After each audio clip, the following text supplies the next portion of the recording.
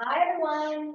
I'm Brina Bauman-Gonzalez, Senior Director of Development at the University of Houston Law Center, and we're so glad that you joined us today. This is a special day for several reasons, 2 reasons exactly. The first is this is our official annual meeting, and normally we would do this in person, but because we're still in this virtual world, we're going to do it virtually this last time, and we need to vote on our board. So right after this meeting or sometime later today, you will receive a ballot if you're a member, AFP member, and we would like you to take the time, there just came up on your screen, take the time to vote on our new slate of board and officers. We'd appreciate it very much. And now moving on to the reason that we are all here. This is our very first diversity dialogue, and I'm grateful for our presenters for being with us today.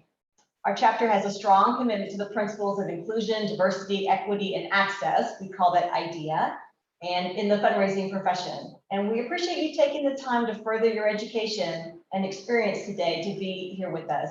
And we hope you'll learn from the presenters, and we hope that you will learn from each other. The Q&A is down at the bottom, and we hope that you'll put your questions there. Of course, we always have really active chats, and so your comments are very much welcomed and appreciated. And so if you are a member, we're so glad you're here. And if you're a guest, we're just as glad that you're here as a guest. And we hope that you will consider joining AFP and supporting programs of this high caliber. And then I want to turn the program over now to Lorica Monique. Lorica is the Chief of External Affairs at 4.0 Schools, and she has led our IDEA committee for this year. And this today is a result of her hard work. So thank you very much, Lorica. Hi, thank you, Brina. Hi, everyone. Good afternoon. As Brina shared, welcome to joining our initial or kickoff to Diversity Dialogues. I am Lorica Monique, and I am the co-chair of this initiative. My partner and the other co-chair is Eldon Lewis, who is working behind the scenes to help us have a productive conversation today. As Brina shared, what we really want to do is be able to offer fundraising professionals a different lens in understanding systemic racism and building relationships across lines of difference, and also how to facilitate productive conversations to really sharpen your equity lens through philanthropy, through inclusion, diversity, equity, and access. Now, let me name today's lens will represent local family foundations and the perspectives of frontline fundraisers. If you have any questions during the fireside chat, please add them to the Q&A in the chat. And we are ready to have a productive conversation. And so we're going to kick off with Patty Williams-Down. Patty, will you please share a brief introduction of yourself and share why this work matters to you? Absolutely. Thank you all for inviting me here. So grateful. Yay, we get to see everyone's faces. So I am Patty Williams-Downs, the Executive Director of OneGoal-Houston. Very proud. OneGoal-Houston is a high-performing and effective post-secondary nonprofit where its second location is in the city of Houston, but it is a national nonprofit. And we exist to close the stark degree divide in America within our lifetime. I do this work because of freedom. The freedom to choose, the freedom to live, the freedom to be, the freedom to exist, love, and belong.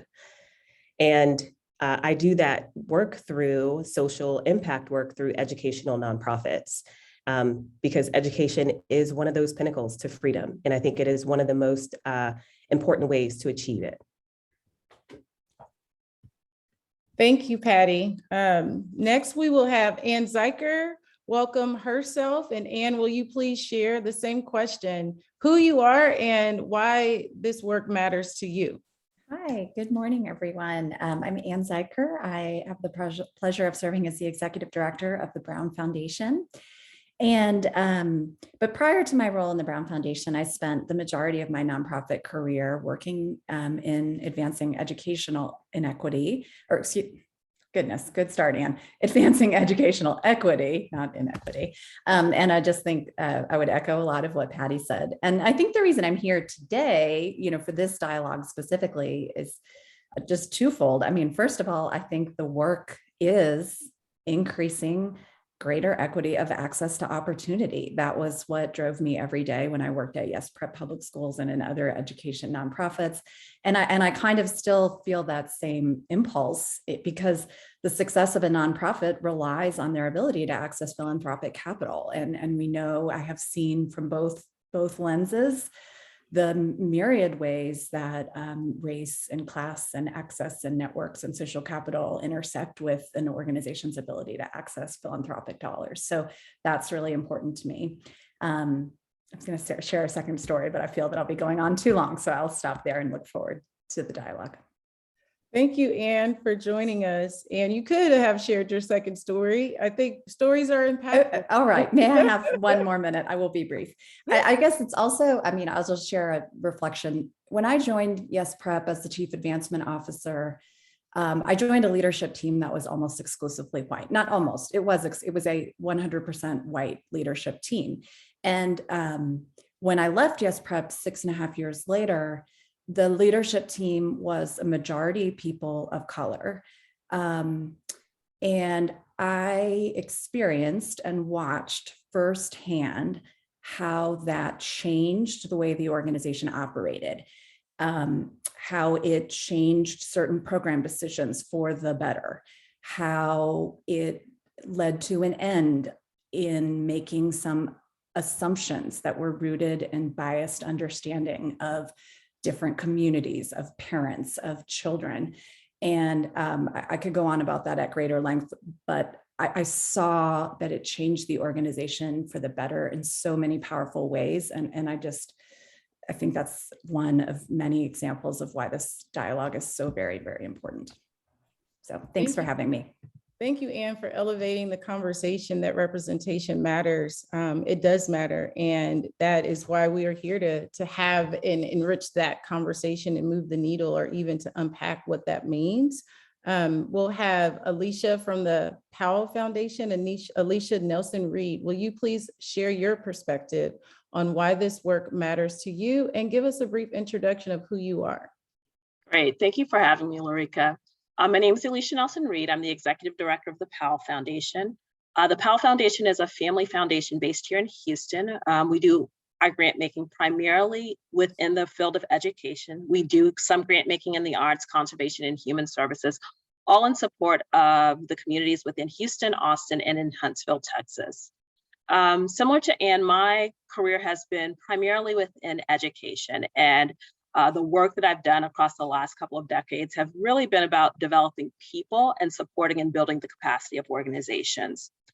Why I do this work?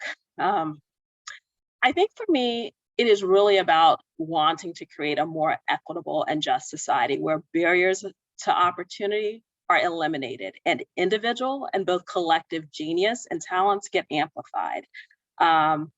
Similar to Anne, navigating spaces such as these and navigating the nonprofit space, you can see visibly that inequities continue to exist. And as a woman of color navigating these spaces, and as a mother of 2 boys of color, I am committed to disrupting inequities that exist within our society so that their individual talents and geniuses can be amplified and realized, and so that others' individual talents and genius can be amplified and realized. So that's what brings me to the work, and that's why I care so deeply and passionately about this topic.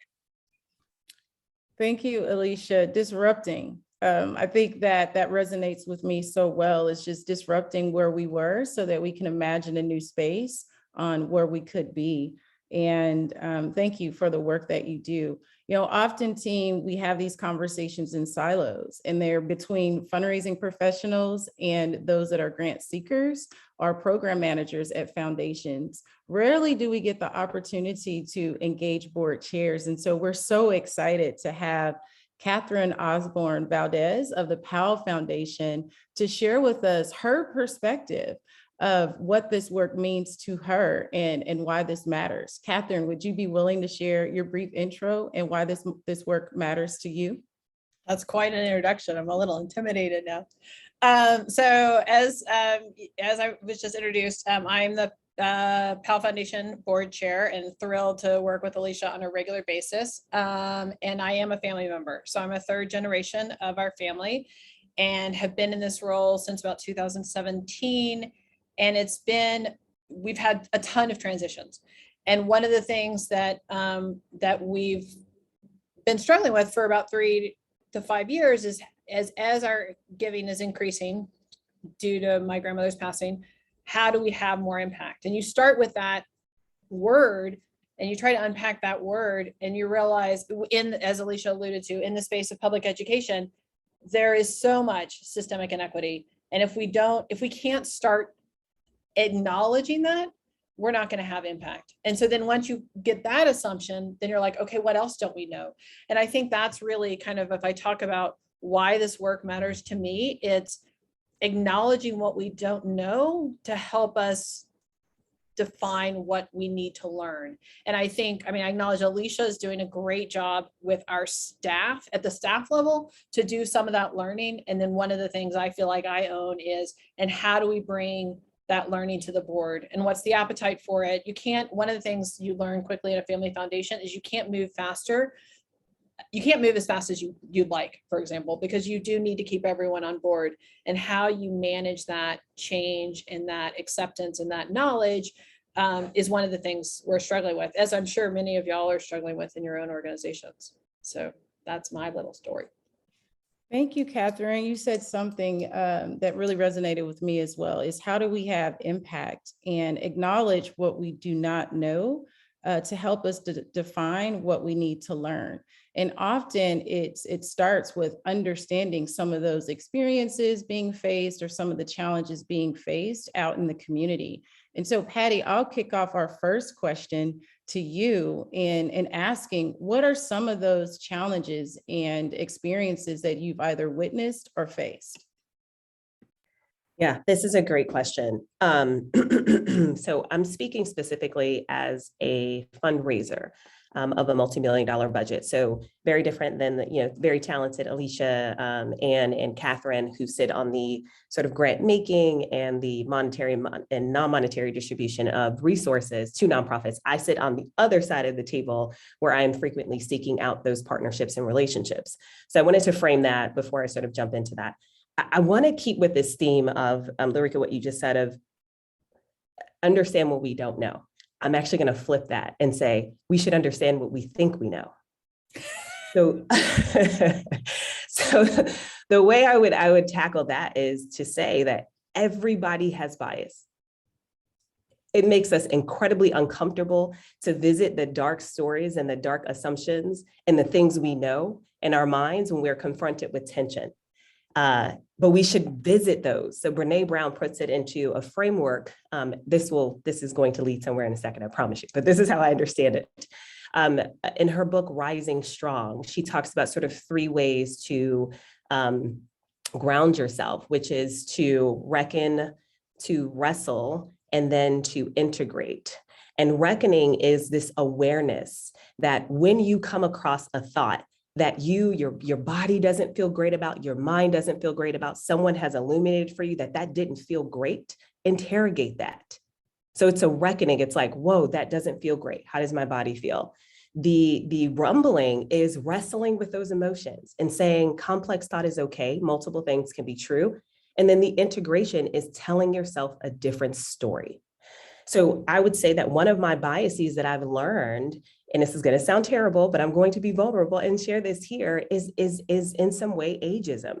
And it isn't that I don't appreciate or love and care for those who are of an older age, say 80 plus. I realize this because my in-laws are about 80 years old. They had my husband when they were, in their 40s.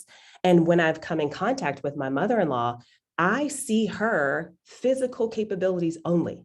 And I didn't realize this until she started telling me about stories of when she contributed to the world in many, many amazing ways. And I was like, oh, I'm not even looking at you as someone who has lived many more lives than I have. I'm looking at you and internalizing your being as physically incapable. And that is the only way I'm seeing you. And that is not fair. That is a bias.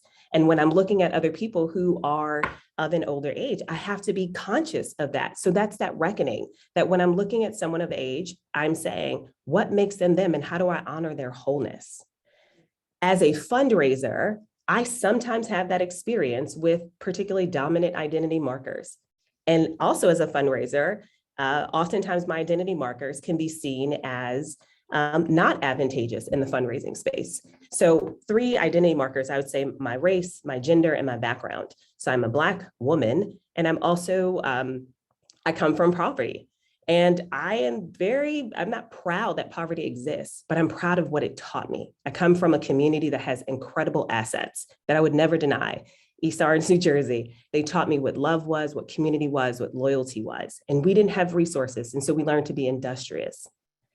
Oftentimes when I'm in fundraising spaces, whether that's in a discovery meeting or an external space, Larika, to be more specific to your question, sometimes someone's bias, a grant maker or a donor, can tell them whatever they need to know about me without me speaking.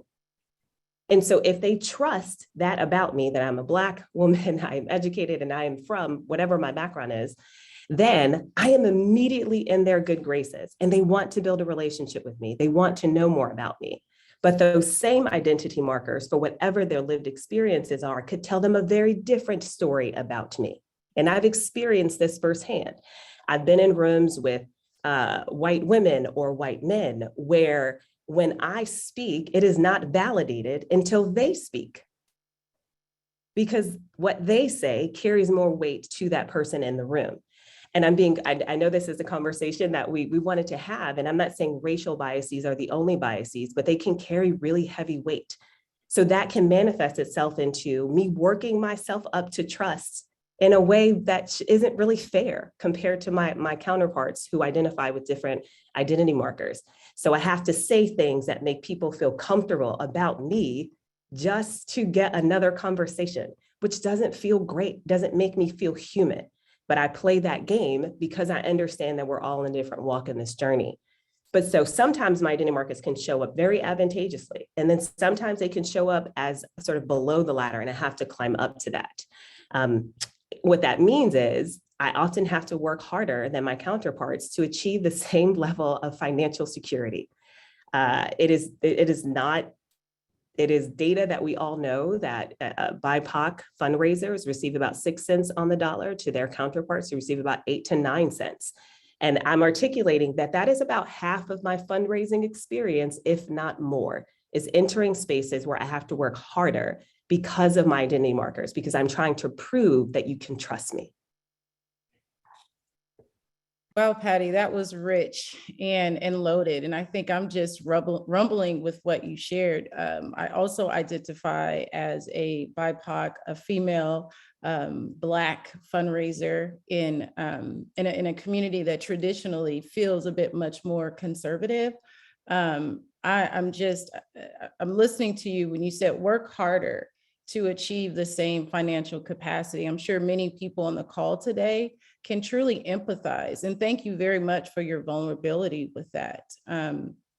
Eleisha, I'm curious from a grant maker perspective, what are some of the challenges that you've witnessed and or experienced as well? Yeah, I mean, I have the unenviable position of following up Patty after that, set of wisdom. But I mean, I double down on what Patty has said, and the fact that, the world of philanthropy and fundraising is not immune to the inequity that we know exists within our broader society. And we know that organizations led by people of color and marginalized groups tend to be over-scrutinized and underfunded. We can talk about all the reasons that exist, whether it's willful ignorance, implicit biases, systems of oppression. And I sometimes sit with grant applications feeling as if, these programs on the ground are just as strong, or if not stronger, than some of their peers. But historically, organizations are not being given the time because the relationship does not exist with the funder. Or they're not presenting the proposal in the classic bulletin buckets that are considered polished amongst like Western audiences and Western definitions. And let's be real, that's often the result of hiring a consultant, which many of these organizations don't necessarily have the capacity or bandwidth or funds to do. I was one of these consultants who used to put together presentations for nonprofits in buckets and bullets and nice shiny things. So, there exists this anchor of inequity that persists. And like what I am thinking about is the need to get proximate. And I think about like the challenge that I grapple with from my seat is like finding the time to build and develop relationships, to get proximate to communities, to get to know individuals so that we can disrupt some of the inequities that exist, that are about relationship, that are about liking, that are about like getting to know the leader, that are about like, having faith and investment in the leader and in that organization. So that's the lens in which I come from the question about like challenges or experiences or what I have witnessed. I will also name that I've only been in this world of philanthropy for a year and a half. So I don't pretend to have all the answers, but it is something that I see that I'm grappling with. The other piece I will say is that until recently, we didn't have information to even know what our own patterns of giving or grant making looked like. We have just started collecting data to know like, how is the organization composed? What does leadership look like? What does the board look like? Very regularly, grantees will report demographic information at the beneficiary level. But beyond that, it was almost like, oh, yep, that's where our commitment to equity sort of just ends there because that's all we're talking about. So we made a deliberate shift to start collecting that information so that we could inform and understand our own trends in data making. And I think that that's where it starts. It starts with our own learning journey to sort of disrupt these patterns. And some of our grantees, I'm sure on the line, you have seen, like we have started asking questions around what types of equity activities are you engaged in? What does the composition of your organization look like? Because we are committed to knowing and understanding and sort of playing our own role in right sizing what has historically taken place. I don't know if that answers your question, Lorica. I just kind of blubbered on.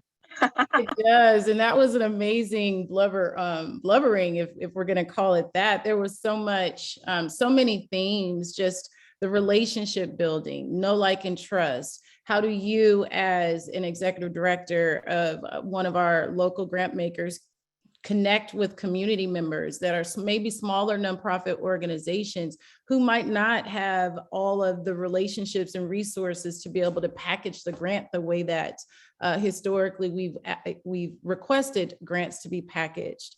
I'm just really thinking about this concept around collecting data and not knowing, and also not knowing what we do not know until sometimes there is a shift in our community that causes us to shift focus on a thing. And so, Anne, I'm actually going to kick this question over to you. Have you seen an evolution of philanthropy since the summer of 2020?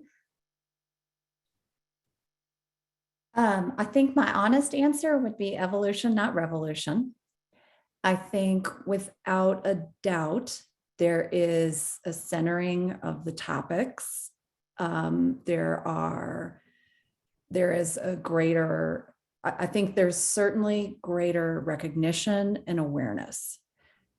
I don't, that does not represent solutions, that represents a first step toward solutions, but I think I have seen that consistently across a variety of different types of philanthropic organizations. So that would be my short answer. I'm happy to elaborate if you'd like. But, do I think that patterns of behavior have changed radically? Not yet. I mean, I could point to certain, I think there are some. I do think there are some. I think there are some behaviors that we could point to grounded in data, grounded in real information, both at the organization that I represent, but also information that I see across the broader philanthropic sector. Do I think we've made a start? Yes. Do I think we have an awful long way to go? Yes. Lorica, would you mind if I added something? Yes. To that question. So from the grant seeking perspective, I can't quite see it as systemically as Anne just noted, but I would affirm and agree that the teaching tool that is coming to my mind as people who work in the education field is like Bloom's taxonomy, which is like the lever of increased sort of intellectualization of a challenge. What I've experienced are that grant makers and their boards are at the identify stage since 2020. They are sort of at a reckoning and awareness of there is a problem, or I hear people saying there is a problem. We should consider that it's a problem. And I think the stage that I've understood that to be is then what are the challenges that we should be wrestling with? And that requires, honestly, probably a significant amount of like professional training for teams to wrestle with those ideas, not just as people in check-ins, but as an organization. That requires an intentional sort of lift. And I have spoken frequently throughout, not frequently, but periodically throughout the last couple of years. And she was sort of sharing with me prior to 2020, what she sort of facilitated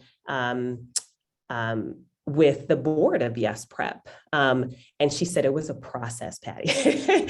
And so I think that it is going to be a process. Like we didn't arrive here overnight. It's not going to be fixed overnight. My experience is that grant seekers or grant makers are in that identify phase. And the ways that I experience in being in that identify phase is positive, albeit a long way to go. I experience funders to be more inquisitive about the human side of the leader. So I get questions like, how are you? I spoke with Anne about a year ago, and her first question was like, I know you have a question, but like the world is really crazy right now. How are you? And as an executive director, I have to wear multiple different hats. When I get to wear that human one, I feel like what Eleisha is describing, like we're building a relationship.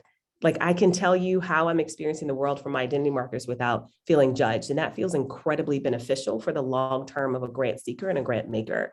The second thing is when grant makers invite us in to tell us or let us tell them our problem and not our pitch. That is a distinctly different experience. Okay. Some people want the pitch. They want the package. To Alicia's point, I get a lot of those. They want the prettiest of the prettiest packages. And honestly, I'm like, I'll tell you that it may help us or it may not, but I want to be a partner with you. I want you to invite me into telling you the thing that I really need your help fixing because it is undone and it is ripe. And I don't want that to scare you away. And I'd say the third thing is when we experience grant makers to be proximate to our challenges, meaning get close to the community, come to a classroom, come speak to a parent. That also evokes partnership in a way that divorces yourself from assumptions and challenges you to push yourself past your own biases. So I wanted to share that, Lorika. I'm sorry if I took us off the path at all, but I wanted to sort of share the other side of we're a long way. We're on identify, but that identify phase is not null and void. It has some advantages.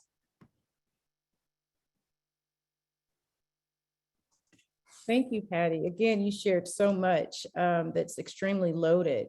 You talked a little bit about proximity and having grant makers more close to conversations, to clients, and understanding who we are as partners and helping us understand the problem, not just the pitch. Katherine, based on from your perspective, we'd love to hear from you just what your perspective is around the challenges or what you are experiencing as well as a board member, I think, or the board chair of the Powell Foundation. I think that your perspective would be very rich to this conversation.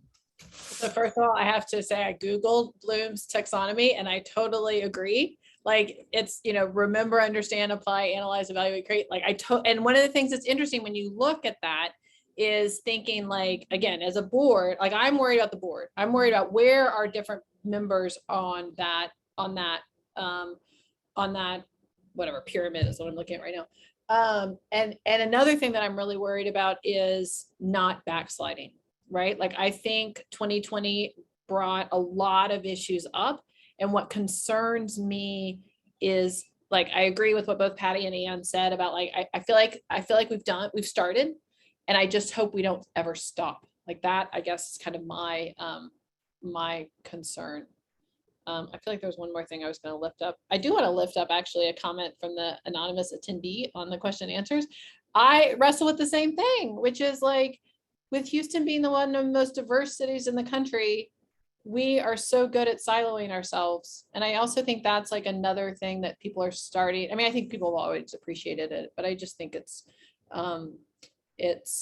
another it's another problem of philanthropy, actually. And so I just wanted to lift that up too. Did I answer enough questions? I don't know what I kind of was like.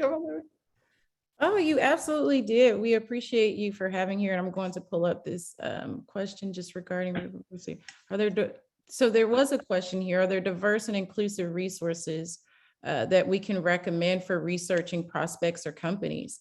I think I'll just kick that question back off to one of our grant makers who are on the call. Eleisha or Ann, would you guys like to lean in to respond? The question is how to find funding prospects. I just want to be sure That's what it looks like. Are there diverse and inclusive resources that we could recommend for researching prospects or companies? Behind that is Houston's one of the most diverse cities in the country, and there's so many perspectives and communities to connect.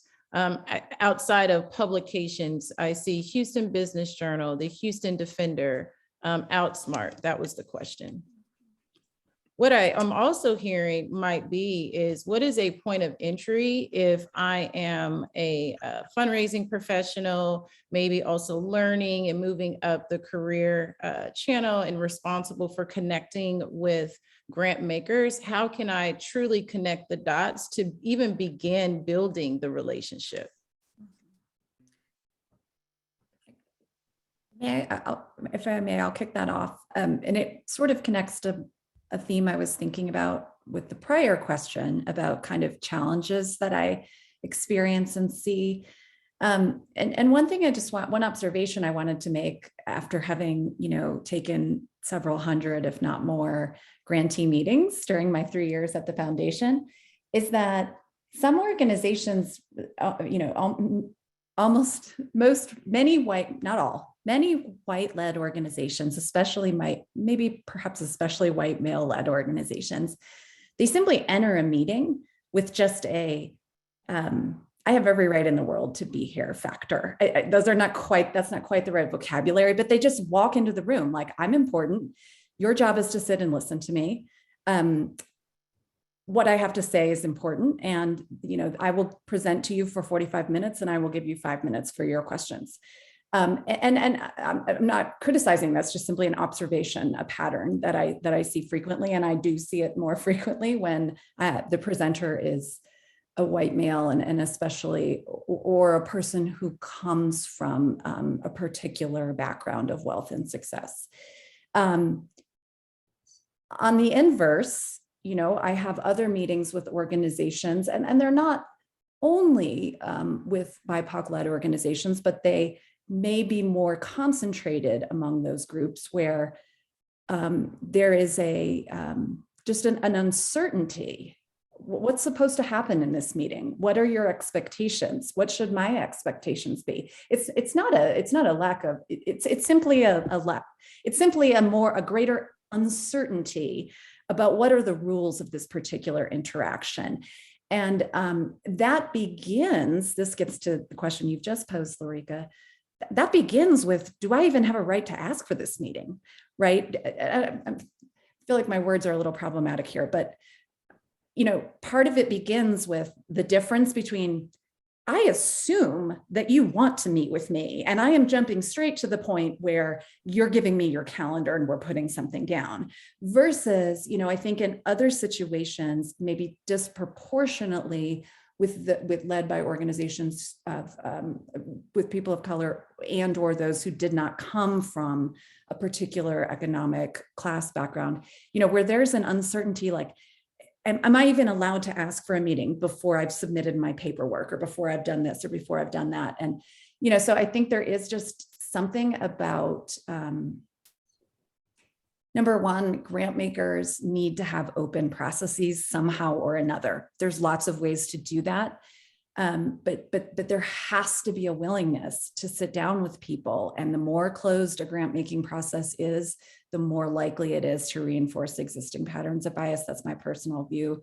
And I think you have to go out of your way as a grant maker to signal, I'm just a regular person. You have every right to ask for my time. It is my job to give you my time.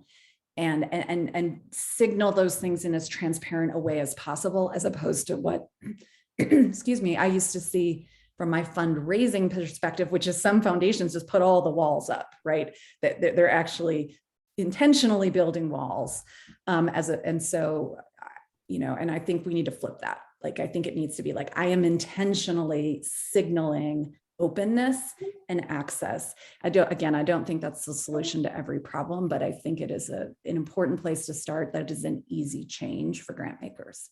Yeah, I completely agree. And like, as I first heard the question, I was thinking like, I don't know that there is a list or a place to go to, which brings the point that access points continue to be an ongoing problem and an ongoing challenge. A lot of the ways that I find out about new grantees or new opportunities is through word of mouth and having conversations with people and saying like, who else should I be talking to? Like, who else is doing great work in this community that is like going under the radar? And I think that, there is the role that organizations can play in this, but I put a lot of the onus on philanthropy to, again, get proximate, to walk alongside community, to understand and to know like what is happening on the ground. Katherine will tell you that my schedule tends to be crazy, but that is in large part because I am taking meetings with some groups of individuals who have historically been marginalized, to know and to hear and to understand like what's the work that they're doing and to what extent does that align with the priorities of the Powell Foundation, because I'm committed to disrupting some of that is there.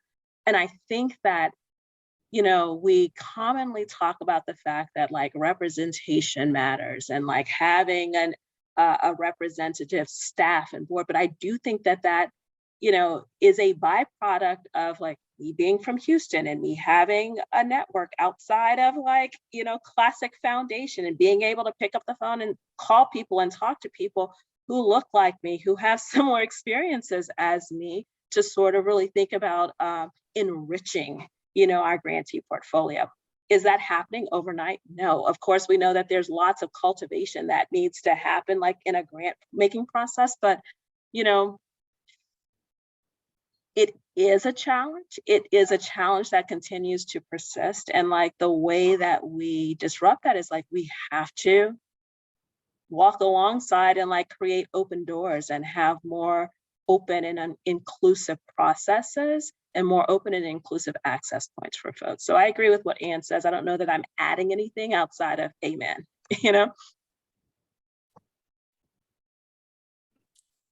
Oh, absolutely. And thank you for sharing. As I've been doing just kind of like my own research as a frontline fundraising professional, as also a Black woman of color, and moving up the ladder of influence in my own role, but also trying to coach and train and mentor other young professionals who are new to the profession. Many people just have this question around, given more than 90% of philanthropic dollars go to white-led organizations, just, we are curious around how do we shift that dialogue? Even if we don't have proposed solutions, I think Patty talked about we're in the identify phase. How do we move from identify to and beyond to actual change? I'm just curious, do either of you guys have perspective around that? Yeah, I can share a perspective. So a really, really talented and wise woman once told me to make shift happen. That is actually Larika's phrase, by the way. She's really good at headlines that really sort of drive your vision for anything, a team or an organization. And she was sharing this to say that change is an action. It is not like, it can be philosophical. Yes, it can be an intellectual conversation, but it cannot stay here. In order to shift things, you have to make it an action. And so I think let me jump back. It's not to contradict what I just said, but the mindset I think that we all have to embody, both as fundraising professionals on the sort of other side of the table, securing funding, but also distributing funding, is that no money, no mission. And I know that that is literally you all's job, is to, you understand that, and that was something you said. I think that to this point of how do you find BIPOC leaders, staff someone to find it, make it a requirement, like literally put money to that challenge, right? Hire a consultant, make that their project. Meaning what I'm saying is spend the money on the thing if it really matters to the mission, and make that happen. That's like one of my first recommendations. We have to do that as a nonprofit. Whenever we need to solve a problem, we have to resource against that. And so I would say if it's important, then resource it, hire somebody, make it a part of their role. I think the other part of shifting dollars more towards BIPOC-led organizations, it has to come from this thing that I was just sharing, which is training, implementing like real DE&I training, RCP, which is race, class, and privilege. OneGoal exists to be an anti-racist organization, an equity-centered organization. Over the last 2 years, we have engaged in 2 sets of trainings. One is called Liberatory Consciousness, an amazing training that sort of unearths, it's not just capitulated sort of in race, class, and privilege, it is understanding systemic oppression as a whole and how do we move towards liberation. The other training that we've gone through is something called Leading Through Relationships, because anything that we experience internal to the organization or external is through community and relationships. And our organization has funded that. They've also funded it on a local level. And so my team is experiencing that right now. We went through our second training on Tuesday. What I'm trying to implicate here is like, put your money where your real priorities are. If it is important to you, resource against it. And training is incredibly transformative to understand how to unpack, learn, and reiterate internal to the organization so that you can perform your external responsibilities. The third thing I would say is like increase funding towards BIPOC leaders. We already have data that shows that BIPOC leaders receive less on the dollar than their counterparts. And so I think that this shouldn't be a controversial thought to say what BIPOC leaders are requesting. Yes, interrogate it, make sure that it is the return on investment, make sure that it is a priority, and don't second guess the fact that they actually need the amount that they say that they need. And consider investing more monetarily. Again, no money, no mission. We believe that in our personal households. It is the same in our budgets as nonprofit leaders. And so I firmly believe in that. If that is an inequity and there's less money, then increase the money. Try to level the playing field. That seems like a natural fit. I would also say, the last thing I would say is to offer monetary and non-monetary investment. So this is not obliterating what I just said about no money, no mission and invest at a higher level. This is also saying that I have experienced partnerships that have offered executive coaching. They have offered their internal resources to their staff, for example, like a corporation, where they have offered their staff to help build our tech platforms. They've offered consultants.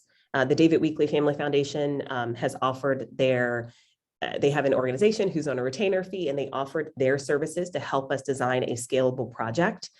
That wasn't a direct investment to our organization, but it helped us tremendously.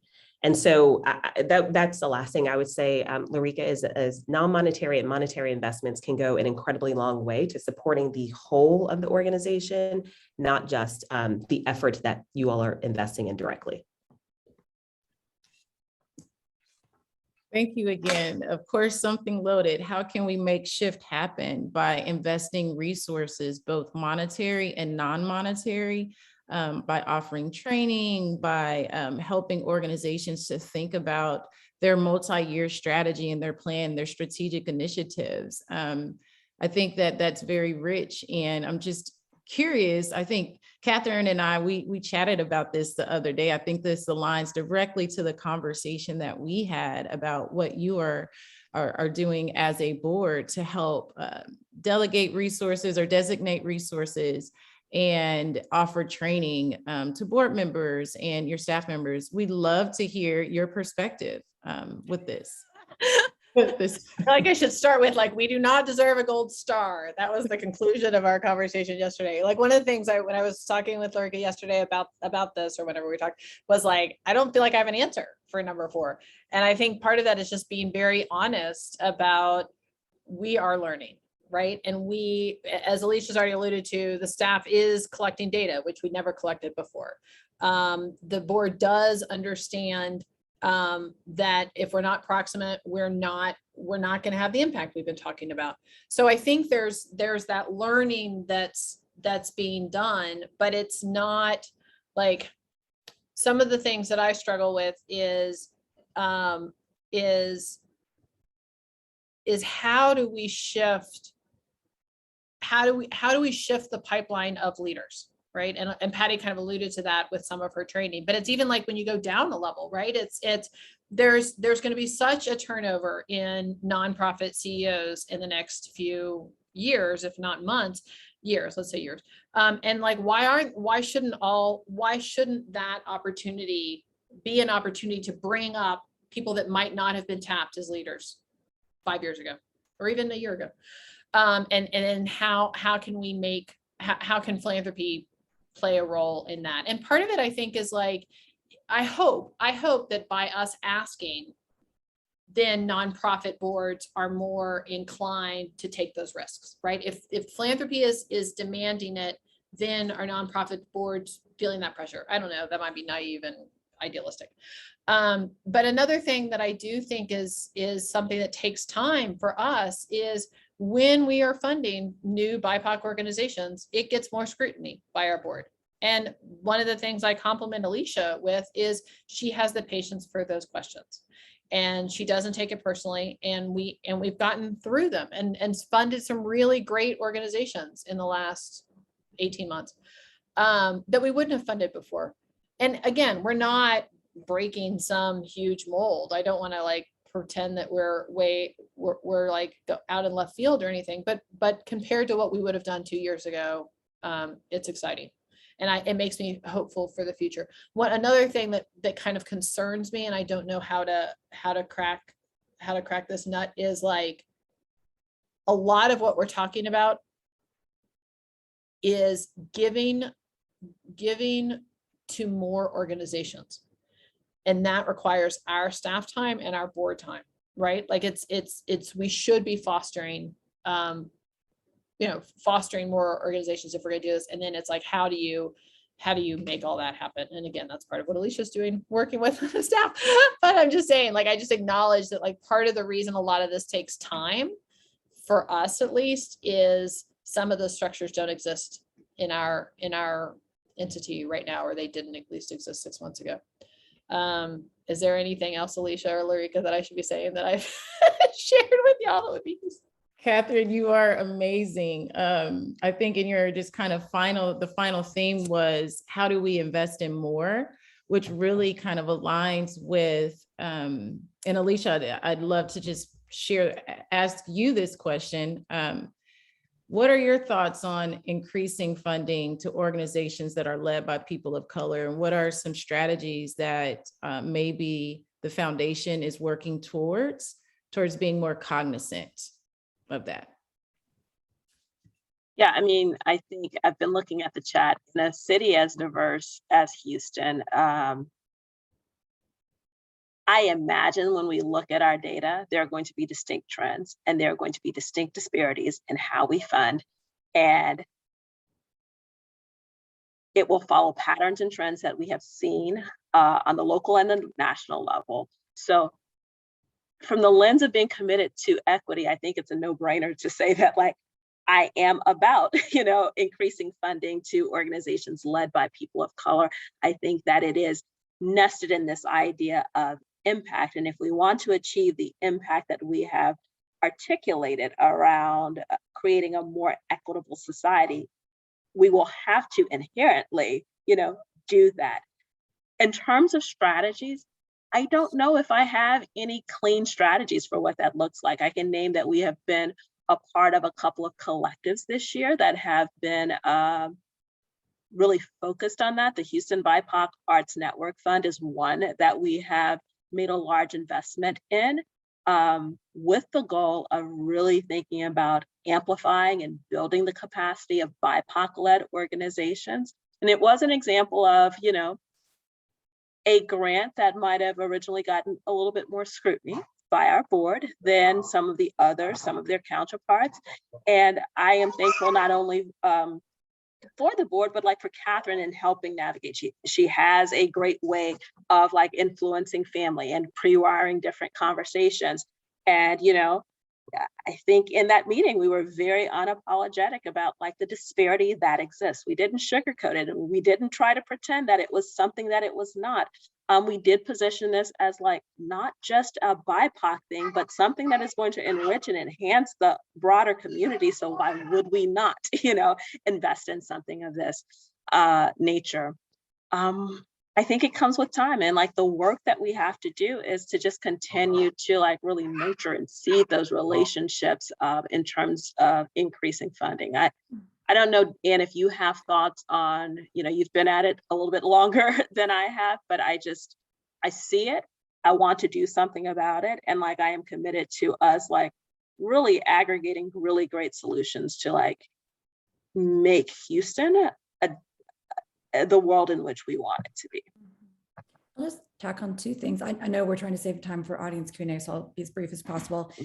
Number one, an important thing that is happening, and that my expectation is it will continue to happen, is a lot of organizations that were white-led organizations are becoming or are selecting new leaders, and those leaders are non-white.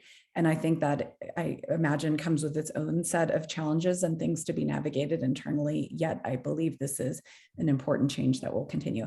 The second thing I wanted to extend Eleisha's point about the use of funds. This is, for those of you who know me, I'm not always the greatest fan of middlemen type collective organizations. However, I see very, very vividly. Let's say you have a campaign, and in that campaign, you must raise $1 million. If the way you need to raise $1 million is by raising 10 different $100,000 gifts, that requires a whole different level of access and relationships and social capital and networks than if you can go to one place and raise $1 million in one place. So as one small example, our foundation created a new $10 million fund with great partnership from the Community Foundation for emerging charter schools, and 100% of the grants we've made so far have all gone to Black or Latinx-led organizations. That makes a difference, because these founders have so many things on their plate, and by able to raise more money from one place, you have created a real value, as opposed to like run all over town and raise that money from 7 or 8 or 10 different places, half of which you have no access to at this moment in time. So there's something about this fund concept. I think the BIPOC fund, there may be a similar principle at play.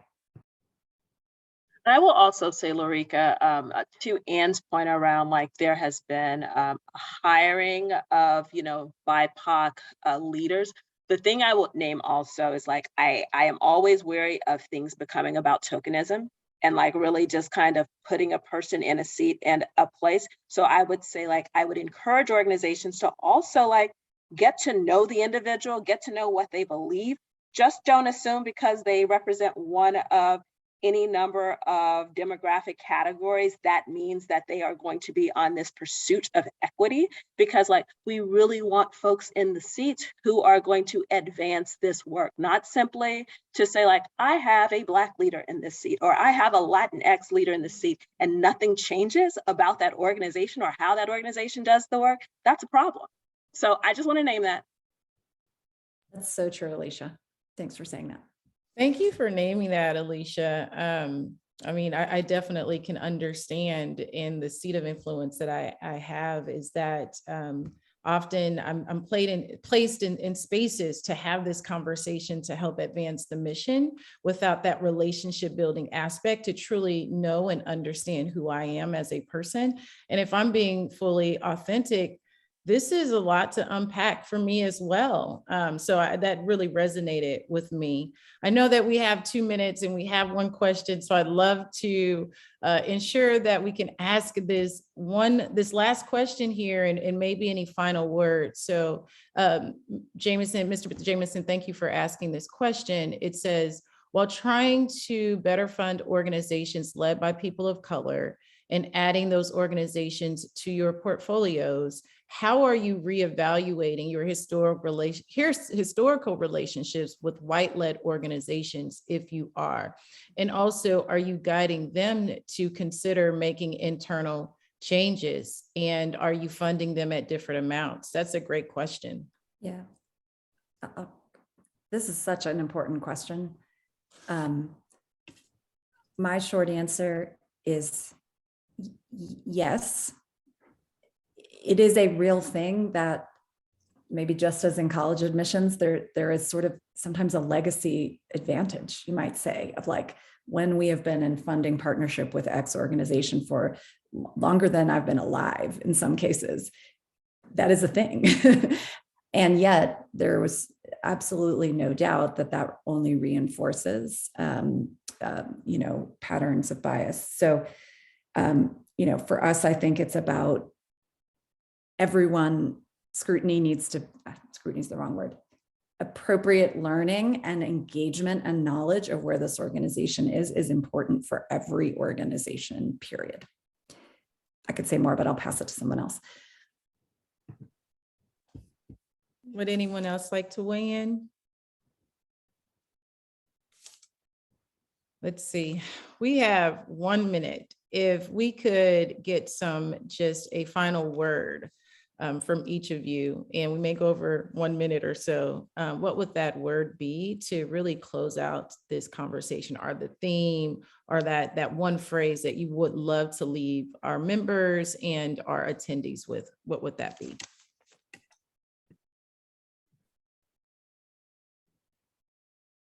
I'm going to go first just because I just read the person's question about change for good also requires that a person desire it. Many of the board members for nonprofits simply don't want to do this work. How are you approaching this dilemma? I agree. And it's one of the conversations that Eleisha and I often have. It's like, how fast can you move, and can you move without 100% of the board being with you? And I guess I will end my comment kind of building on that. The majority of our board are committed to this. And I think that as long as we continue to anchor the work in our impact, I'm optimistic that we will continue to make strides in this space. The thing I would say is be a model. If you are BIPOC, or if you are an ally, if you are a white ally, be a model. So be a model means model interrogating your reality. When you model that, you can push other people to do the same thing, particularly people that respect you as a person and a professional. That is one thing that is within your locus of control, that you don't have to seek out other resources. It is something that you can do and honor, is to be a model for change by processing and interrogating reality so that you can unearth the inequities, and people see you do that. Put it on your agenda. You can promulgate that change just from you if you are BIPOC or you are an ally. So I'd say be a model. Mine was similar. Mine was reflect, be honest, have honest conversations about where you are right now, where you want to go, and how you want to get there. It doesn't mean that you're a bad person because you haven't fully evolved or you have not arrived, but be honest and do the work. Mm-hmm. Yeah, mine would be authentic and vulnerable, number one. Number two, it is hard. You are going to encounter resistance sometimes, and it's worth it. So keep at it. All right, team. Thank you for your final parting words to us, and thank you for your conversation and this dialogue and commitment to moving this work forward and having and rumbling in difficult spaces. I think that I will say this is our way of trying our very best as the Association of Fundraising Professionals to have this authentic conversation and to bring forth some of the challenges that we're facing in our greater community. And so we are going to close. For those of you that would like more information or that would love to join us in continuing this dialogue, you can reach us at IDEA at afphouston.org or go directly to afphouston.org. I'm sure there's an email link somewhere on our website where you can reach out to us to begin, help us to continue this conversation. And we appreciate all of you. Enjoy your Friday and have a great afternoon and a great weekend. Thank you. Thank you.